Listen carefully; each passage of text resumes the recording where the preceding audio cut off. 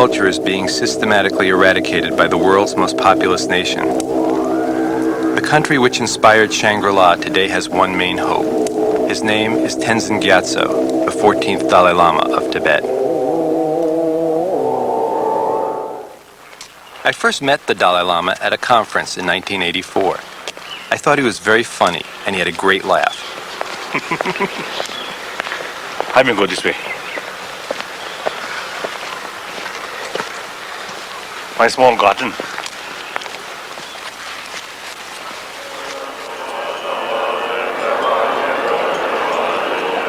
To the Tibetans, the Dalai Lama is their spiritual and secular leader.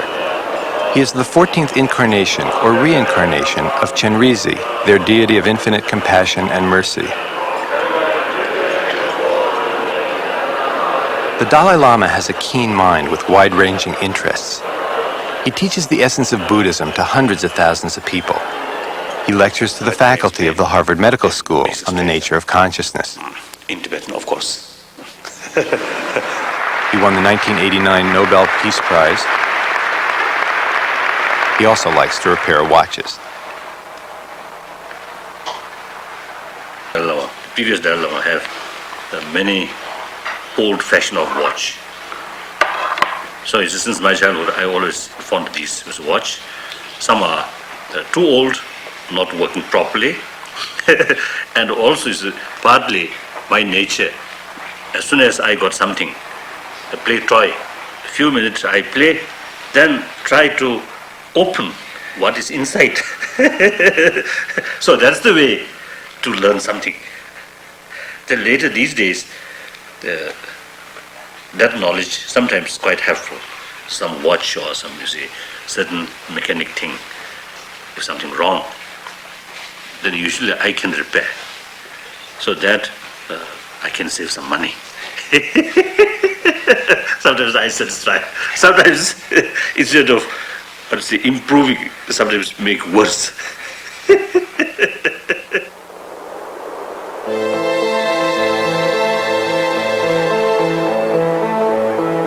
For over 30 years, the Dalai Lama has been forced to live in exile because of the brutal occupation of Tibet by the communist Chinese.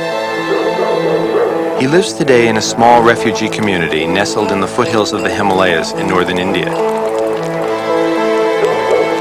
The town of Dharamsala draws refugees to this day. Each comes with a story to tell.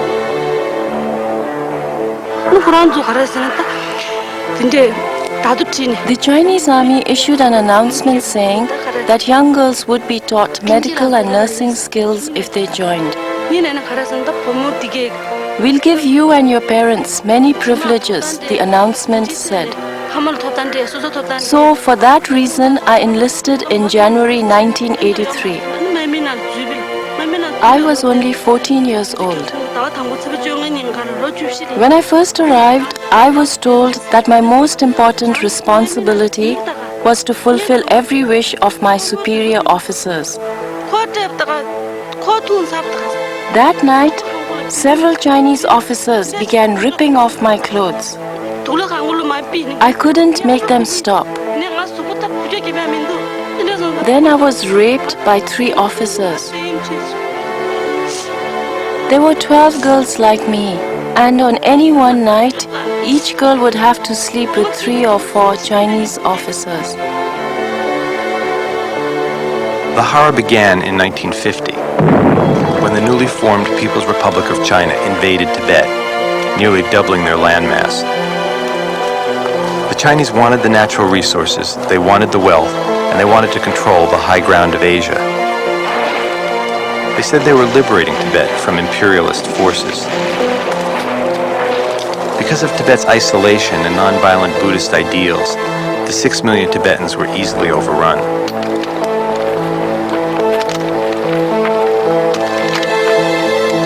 The Chinese then began a policy which the International Commission of Jurists would later report to the United Nations was genocide against the Tibetan people, its culture, and religion.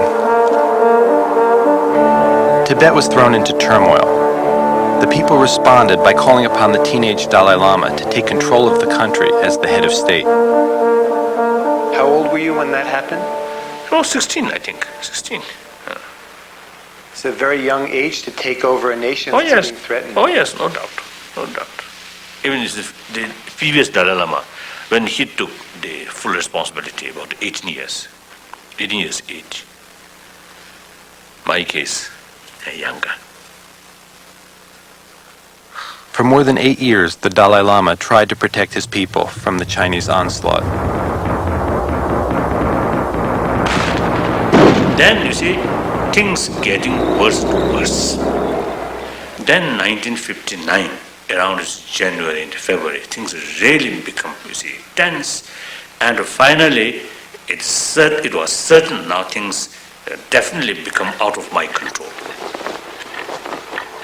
Then you see, there is no hope for dialogue with Chinese.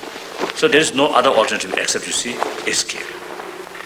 So finally I decided, with sadness, you see, finally I left, you see, Lhasa. The night we left, my mother, my sister, myself, and some of our people who helped us, we left Nobulinka somewhere at about 9:30 in the evening. And His Holiness followed after half an hour. We had no moonlight, but we could see the lights of the Chinese camp towards the west. And I don't think they're very far, they're just about 300 yards away. And from the day we left Lhasa until we reached the Indian border, it took 17 days. Who's in the picture? Yeah, that's His Holiness here.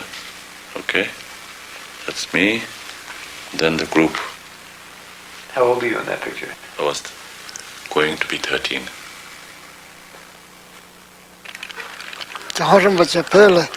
When His Holiness fled to India, it was as if the sun went down in Tibet. In the rest of the world, the sun continued to shine, but not in Tibet. We were living in darkness. The Chinese method for controlling Tibet and Tibetans has always been and continues to be the use of intimidation and brute force.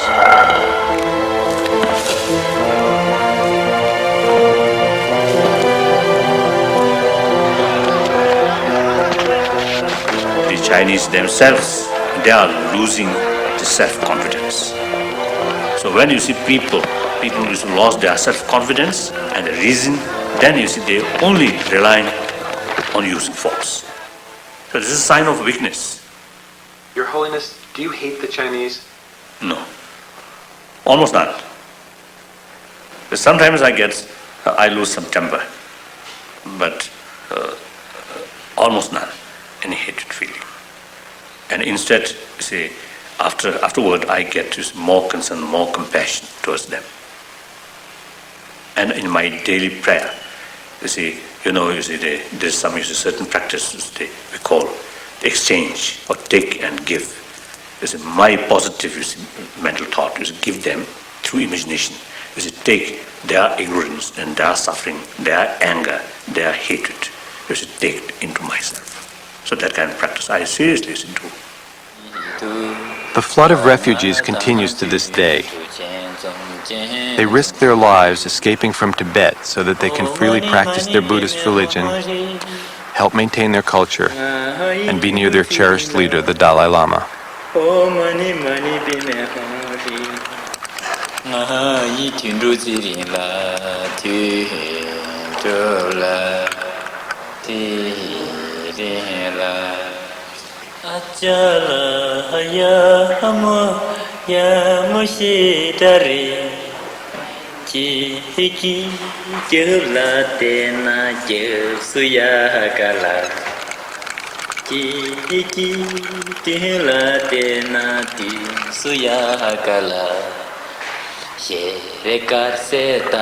Conditions are so bad in occupied Tibet that each year thousands of parents will even send their children over the Himalayan mountains so that they can grow up in freedom. The journey on foot is long and arduous. Many children do not make it. Many have died on the way. They came till the Nepalese border with their parents, and at the border the parents were stopped because they didn't have a pass, and the parents sent the kids saying, we will come later, we'll try somehow to get into India, but they haven't come yet, so they are alone.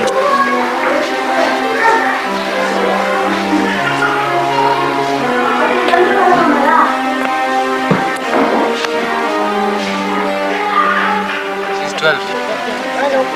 9 years. Yeah? 12. Yeah? 8. Yeah? 7. Yeah? 11. Yeah?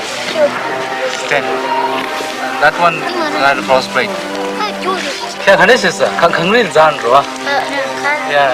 The other kids, they covered their fingers with the coats and they climbed like that. And he didn't know how to do that, and he used his fingers to climb, and that's how he got frostbite on this finger. And it became gangrenous, and we had to amputate, cut the joints. This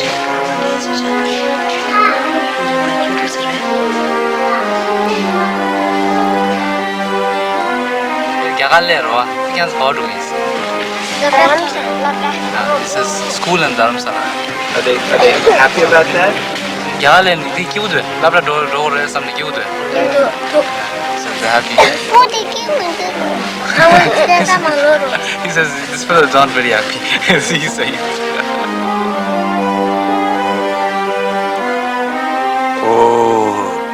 I think my childhood, now almost like a dream, but so many years back, My sister, my elder sister, and then me, and my second brother, my third brother, and my fourth brother, His Holiness, we were all born in the, cow barn.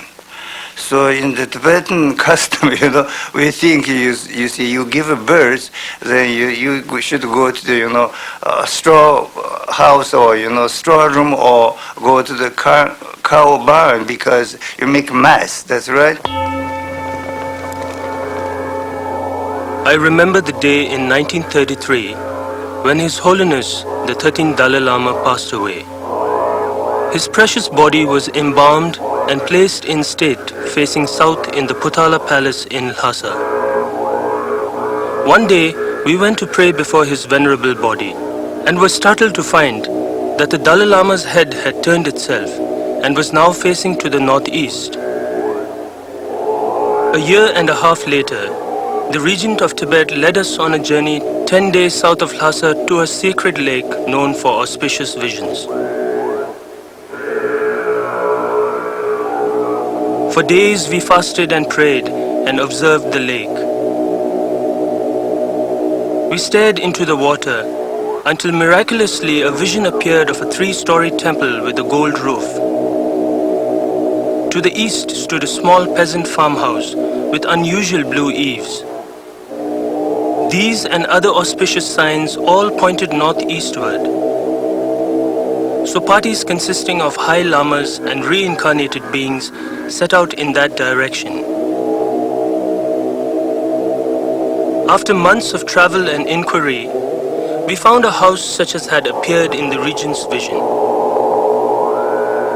The highest lama of our party, who had been a close friend of the 13th Dalai Lama, was dressed as a beggar. He was met at the door by a woman holding a most precocious child. And then these monks wear his beads, 13th Dalai Lama's beads on their neck.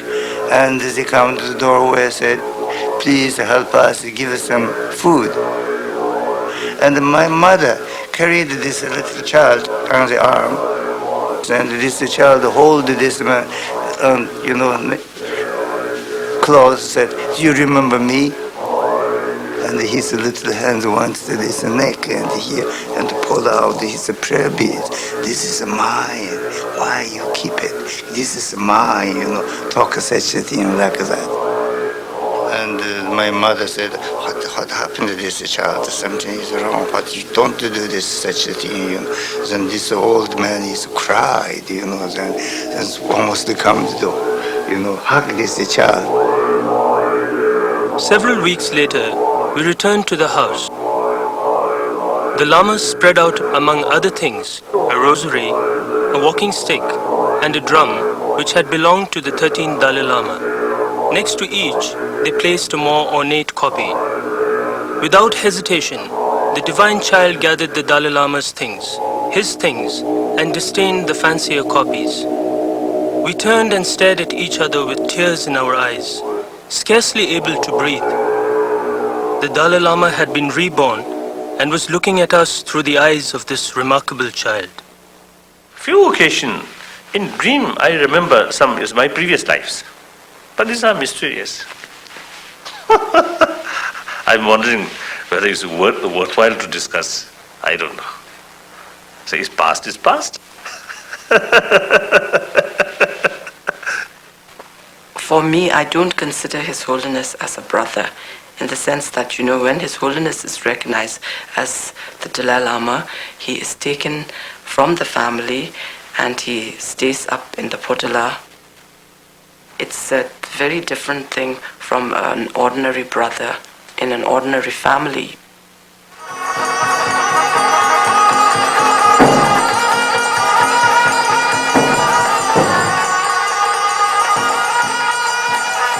The first time I saw him was in a big palanquin, a golden palanquin shaded by a peacock umbrella.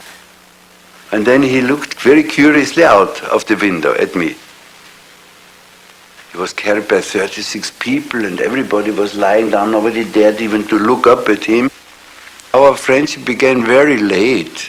It began actually not long before the Chinese started threatening Tibet that they are going to liberate them, you see, the Tibetans. And of course in Tibet nobody knew of whom and of what they were going to be liberated, because it was only Peter Aufschneider and me staying in Lhasa. He was a lonely little boy. He wanted to have someone to talk to and who knew a little bit from the West. He wanted to hear more of the world, and I could tell him. Well, I think he was like any other boy, but he had no chance to be like any other boy. When I saw some boys and girls who play, then I very much, want to join. So that indicates some, I think, feeling of isolation. At the same time, I have very good playmates. See, those sweepers, although the age is a big difference, vast differences, but they act like a baby or like a boy, and they play equally. They never accept their defeat. So sometimes they made me cry. I defeated, so sometimes I feel angry and cry. I still feel they are very kind, very helpful. Did this help you to learn compassion, do you think? Oh, no, not compassion. I think sense of competition.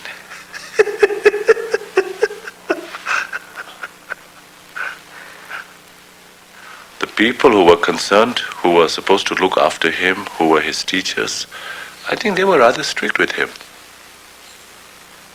No, it's not like, oh, you are the Dalai Lama, you can do what you want. I think that's totally out. It's not the way. Lingam Rinpoche, my tutor, and till his last day, he remained my best friend or my best teacher. So, since my childhood, he looked after me.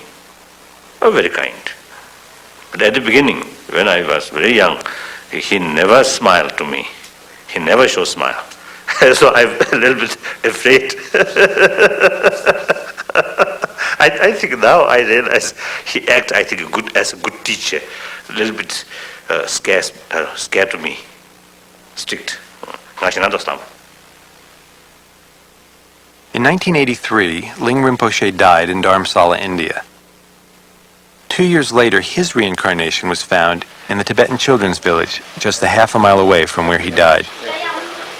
Today, the young Ling Rinpoche is 6 years old. He's being trained in the same way that the young Dalai Lama was trained by the previous Ling Rinpoche.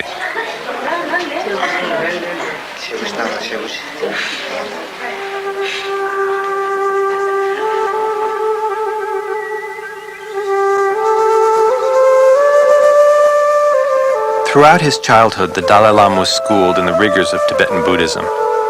He had to learn the rituals and disciplines, and his mind was trained to a laser-like clarity. His course of study included logic, Tibetan art and culture, Sanskrit, medicine, cosmology, poetry, music and drama, and philosophy.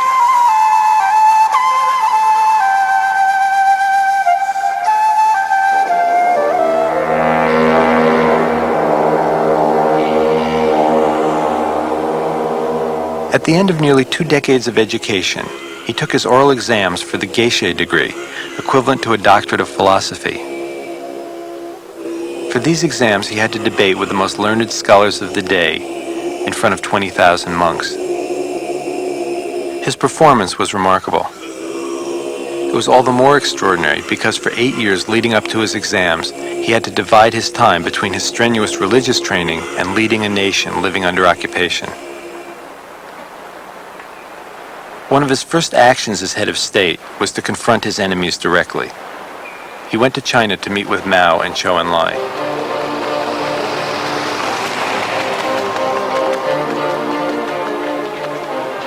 He went to argue for the fate of his country, and he had just turned 19. So I went there speaking. During that time, although not a negotiation, but serious discussion with Chairman Mao regarding future Tibet.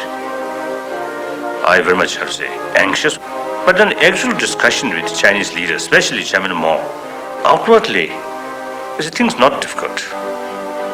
His manner or the way of conduct is so gentle, so friendly. At that time, I believed we developed some kind of, some kind of understanding. That I felt. But then later, it seems, my conviction or my observation seems, seems wrong. At last audience of Chairman Mao, he expressed the religion is poison and very bad for country. He pointed to 2 points. One, the great damage for population and the material development. So that moment, I really felt was quite bad that this person really the destroyer of Dharma, of religion. And destroy religion they did. The once grand monasteries of Tibet were the cornerstones of the society. Some of them housed as many as 10,000 monks.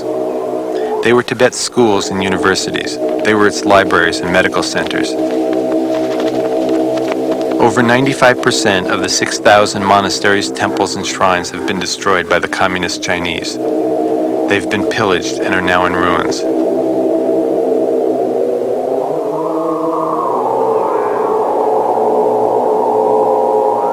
Most of the lamas, monks, nuns, and teachers are among the 1.2 million Tibetans who have lost their lives because of the Chinese invasion.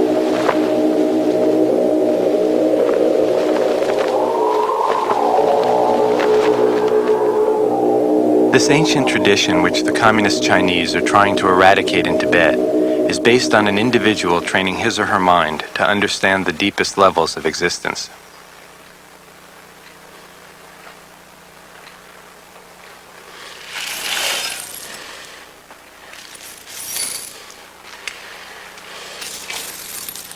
My daily practice is preparation for death. Through meditation, make separation, the body and consciousness. So, unless you reach the deepest subtle consciousness, you cannot separate this body and mind. So once you reach that deepest stage, then it can separate. And then go deeper, deeper, deeper, deeper, then the deepest. That's clear light. So anyway, sometimes I joke, in 24 hours I experience 7 times death and rebirth.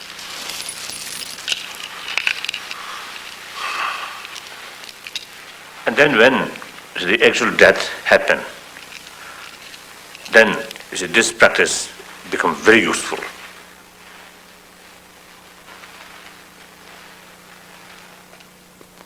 But Tibetan Buddhism, you see, since you see very much involved about the technique and the way of training of mind, therefore, as not as a religion, but rather as a certain method or certain technique to improve one's own mind. Therefore, I think the Tibetan tradition has some potential to contribute for benefit of humanity.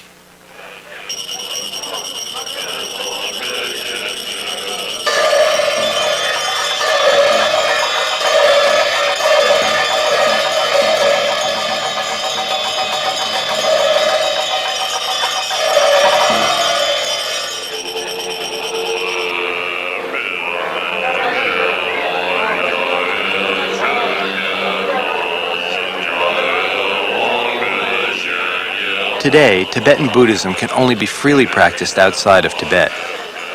Here, over 200,000 people have gathered in northern India to receive a sacred teaching from the Dalai Lama.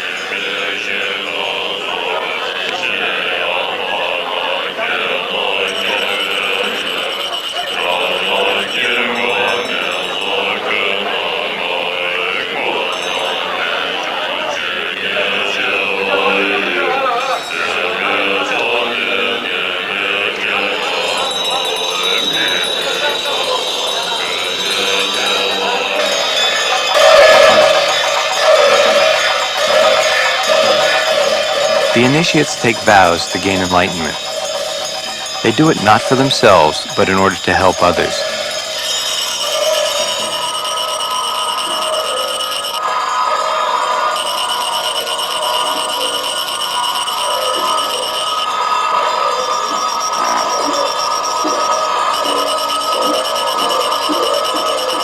The teaching centers on a mandala made completely of sand. It represents an idealized realm where the world is in complete harmony. If grains of sand can become a reflection of the divine, just think what can be done with a human being.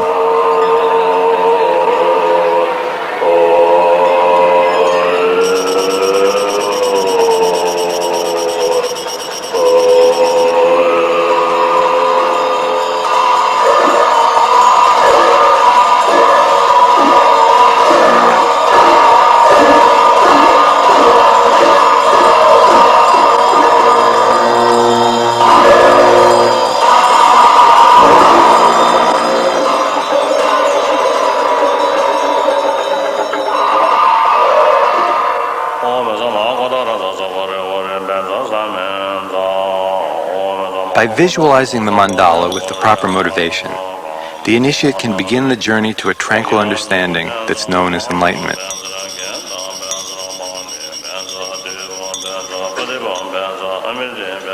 I always consider happiness or joy is the purpose of life, since everyone is want happiness. And without the inner tranquility, there's no possibility to achieve genuine, lasting happiness. That's why I call love and compassion is a universal religion.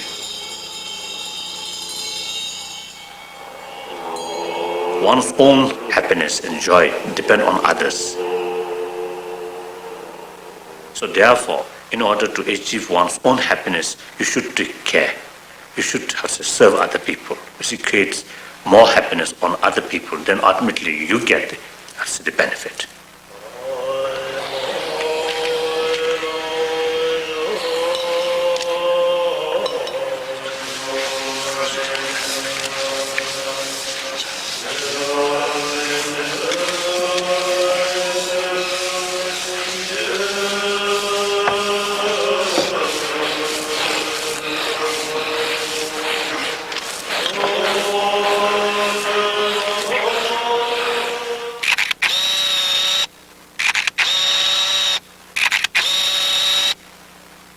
In the summer of 1987, I decided that I would set off in the autumn for Asia.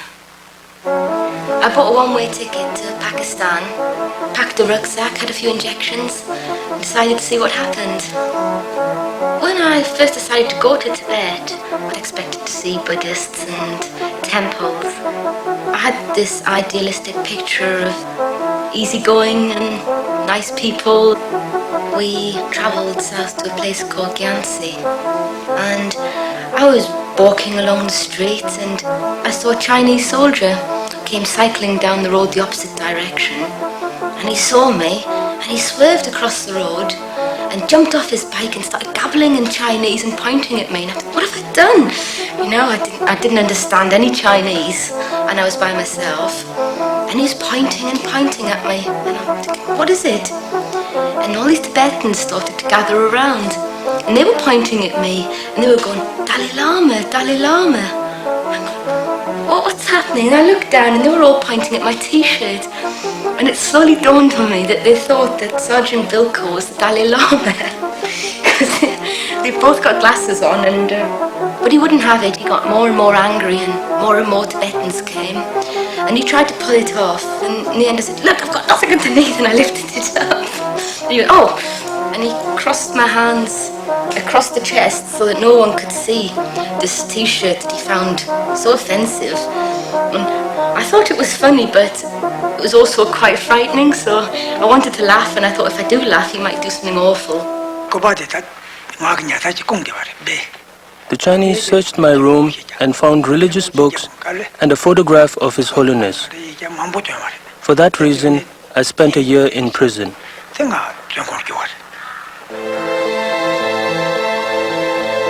It did make me feel more strongly that if it could happen, you know, to me, and it could happen to anybody, anything, you know, could happen.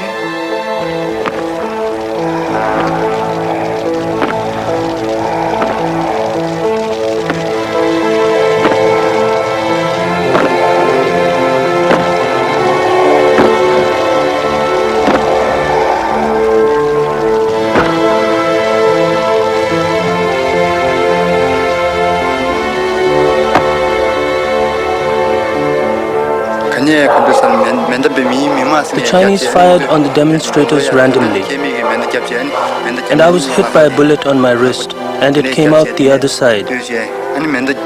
They were killing Tibetans like they were killing animals.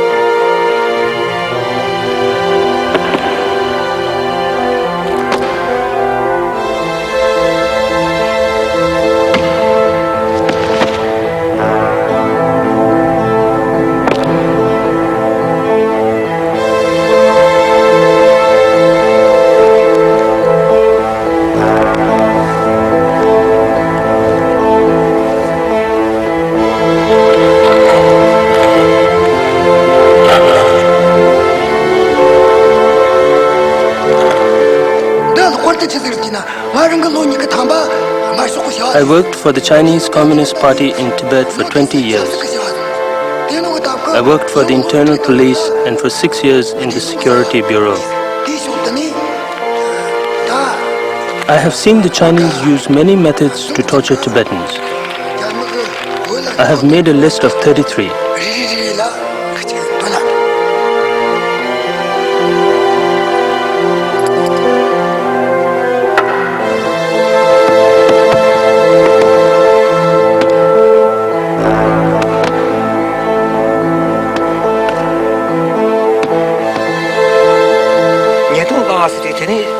While in prison, the Chinese beat me up with huge rocks on the back, and it affected my kidneys. They are still damaged. And then they bound my arms from both sides and put them in the bag. And my shoulders were dislocated. I thought I was going to die, so I just fixed my mind on His Holiness. The Chinese strapped me to a chair, attached wires to my legs, and wrapped wires around my fingers.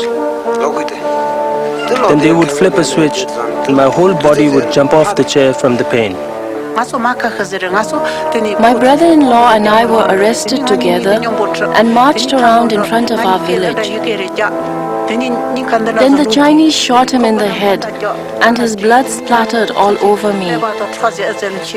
The Chinese said, "So you call for His Holiness the Dalai Lama and call on America for help. But where are they? Will anyone help you? If you obey China, your path will be smooth. If you don't, watch what happens to these two."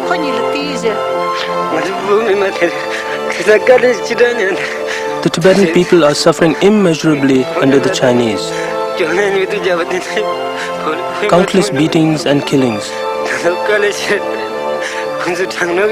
And though the Chinese say there is freedom of religion, they don't allow us to practice our faith.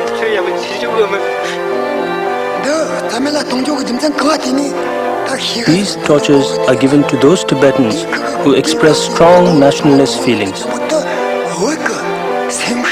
People who passionately declare, "This is Tibet. Tibet is my country."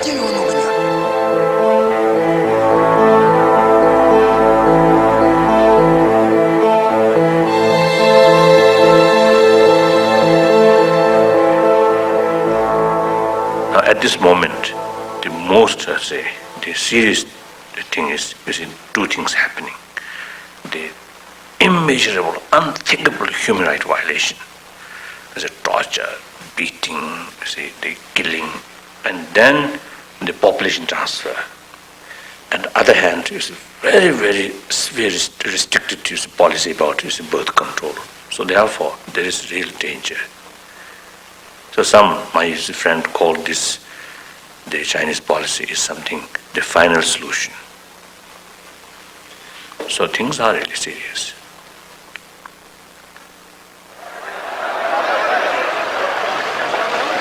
In response to all the Chinese atrocities, the Dalai Lama promotes a policy of nonviolence and compassion. For his 30-year struggle, he received the 1989 Nobel Peace Prize. Recently, in Sarnath, India, he led 80,000 people on a march to pray for world peace.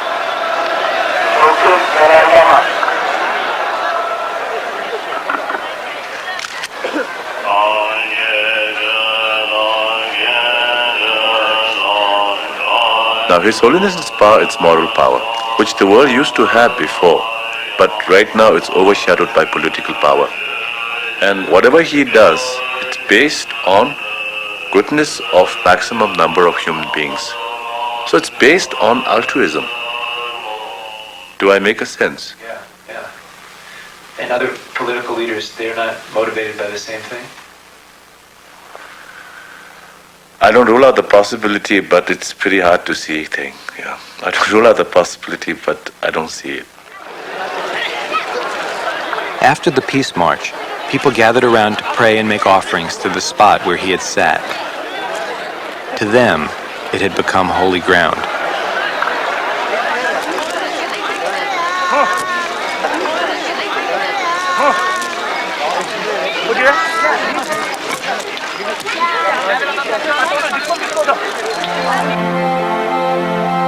As a political leader, the Dalai Lama was officially shunned by every government around the world for over 30 years.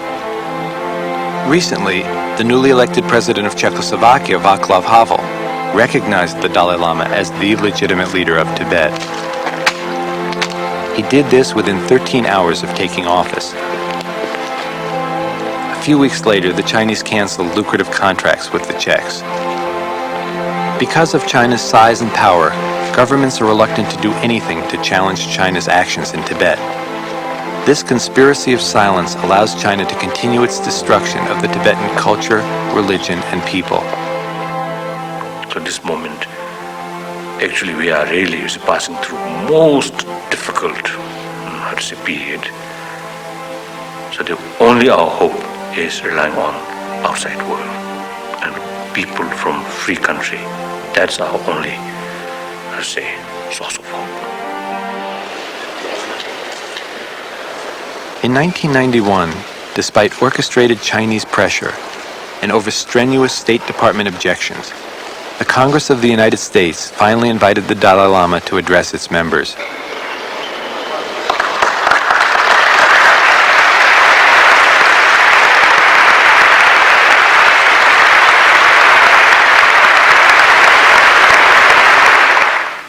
관계 동생이 손에 다와도 방배전에 담배 전에 된저에 고담들로 사자로. Here I enjoy the freedom of speech, freedom of thought, freedom of movement. You, this nation, I think very much, you see, involved, or very much cherish, you see, these principles. However, you see, when I was about 15, I lost that freedom. And worst thing, the thousands of Tibetan brothers and sisters not only lost their freedom, but they suffered tremendously. So, the genuine sense of universal responsibility is the realization of oneness, entire humanity. With these principles, I think we can solve many problems. This is my hope and my prayer.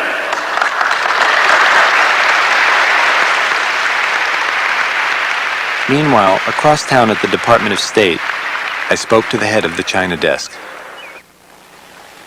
Official U.S. policy has consistently regarded Tibet as a part of China, although an autonomous region within China. My crime was that in 1959, I signed a statement saying that Tibet was an independent country. For that, I spent 17 years in Chinese prisons and concentration camps. We have no evidence at this point that the Chinese government is engaged in any policy or in any actions aimed at wiping out the Tibetans, or in short, reflecting a policy of genocide either against the Tibetan people themselves or against their culture. I mean, Tibetans are no longer wearing Tibetan clothes. Tibetans not talking Tibetan. All the Chinese wear Chinese. This blue uniform, everybody. And the monasteries are no longer is a monastery, and no monks are there. They used to have mobile clinics which would go from village to village and just get the women together and get them sterilized. Or even women who were pregnant in their 9th month were made to abort their children. What about self-determination for Tibetans? The greatest change in Tibet is change of the people. The serfs of the past have become masters of today. The Chinese have been doing a lot of propaganda about the progress made in Tibet, and so His Holiness asked them, if you have made so much progress in Tibet, why don't you allow for some of the Tibetans to come to Tibet and see for themselves all the good things that you have done? Because the Chinese felt that in Tibet they had really liberated the Tibetans out of misery. But then, of course, when we visited, it was just the opposite. And I think, the visit of the delegations, it really sort of backfired.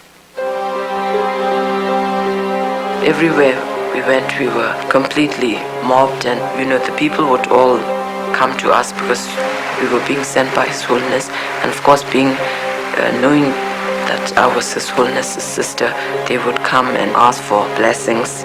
They would come and ask for His Holiness's photographs, and they just wanted to touch us. There was not one family who did not lose somebody, Their life was lost either in the concentration camp, or in one of the labor camps, or in the prison, or they had terrible tales to tell. So then you talked with them, their sisters, their brothers, their uncles, their father, how to kill them. Then I asked, what happened to your father? Passed away. How he died, we don't know. Years. It's just unbelievable. Few days like that, whole 6 weeks, my body, my whole saying become is not belong to me. Something is, numb, Tibet under Chinese rule for about 30 years, yes.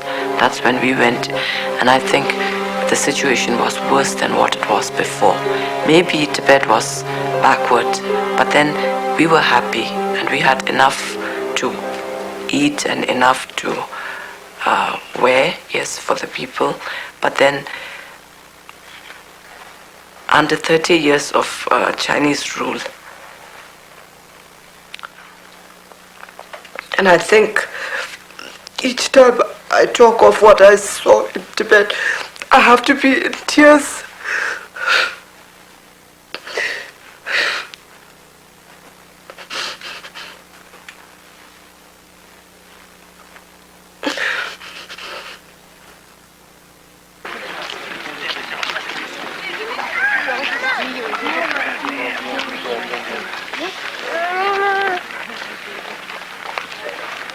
The Dalai Lama personally greets all of the new arrivals that make it to Dharamsala from Tibet.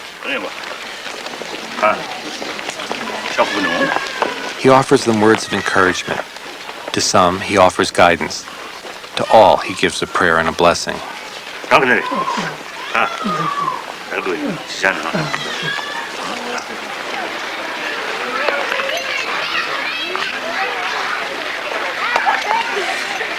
He is their one remaining constant, the embodiment of compassion. In exile, he keeps alive their religion, their culture, and their identity as a people.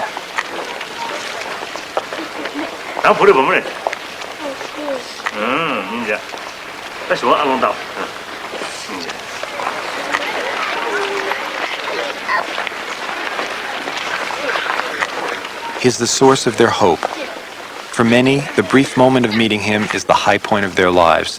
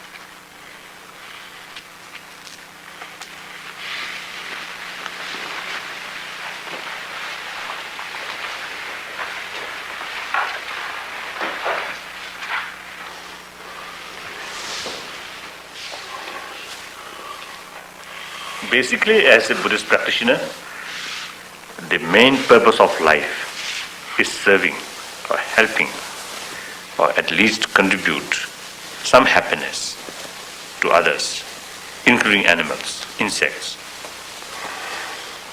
Automatically you get some satisfaction, inner peace. So that's the basic thing. Then, as long as I remain as a refugee, I will remain as a leader.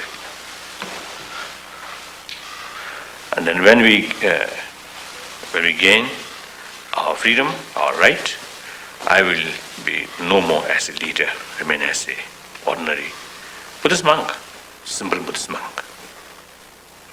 Then if possible, I very much want to remain in isolated place. More rigorous meditation. This is my wish. And then the preparation for last days. So whether those preparation really effective or not, then I know. So that's the plan of my whole life.